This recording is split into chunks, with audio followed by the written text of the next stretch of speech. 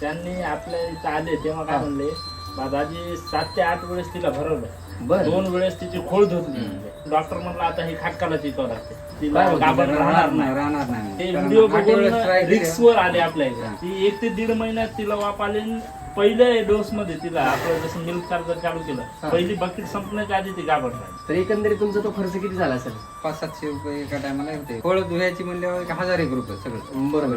म्हणजे एक जर 10 वेळेस जरी तुमची काय भरली तुम्ही, बरोबर आहे, म्हैस भरली म्हणलं ते 5000 रुपये, 500 रुपये जरी 5000. 5000 रुपये सर ते पैसे गेलेले काय वाटत नाही. पण ते जनावर कसं होतं, आमचं सोनं होतं. पहिला दुभत्याला 7 लिटर आहे मला दूध दिलं. आणि ते आम्हाला वाटलं बा आता हे असं जनावर जर आपण दिलं तर मग आपल्या धंदा करण्यात काय मदत नाही. बरोबर. तिला गाभण राहण्यासाठीच आमचे प्रयत्न होते. नक्कीच 7000 रुपये ते गेले, बरोबर आहे. आणि जवळजवळ वर्ष 2 वर्ष तुम्ही ती काय केली, अंगावर सांभाळली. आता ती वर्षाकाठी जर आपण जरी 50,000 रुपये जरी दूध धरलं, 50,000च धरलं फक्त, तरी ते 50 आणि 50 1 लाख रुपये झाले. आणि हे सांग म्हणजे जवळजवळ 1,10,000 रुपये तुमचं नुकसान झालं. पण तुम्ही मिलच्या जर किती रुपयाचं 4-5 हजार रुपयाचं महिन्याला मिळते जातो. तिला वर्षाचं एक 9-10 हजार रुपये समजा धरा, 10,000 रुपये.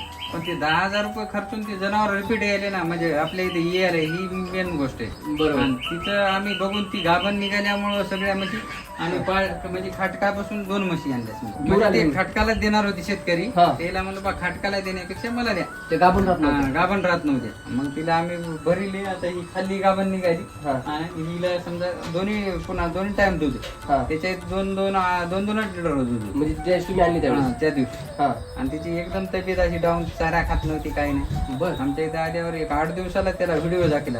आता तर तिच्यात जमीन आसमानचा, त्याला सुद्धा ओळखू आलं नाही. म्हैस पलीकडची जी म्हैस आहे त्याला तिच्या इथे 3-3 लिटर दूध होतं. 4.5-5 लिटर दूध द्यायची पार्टी असं. आणि पुन्हा गाभण राहिल्या.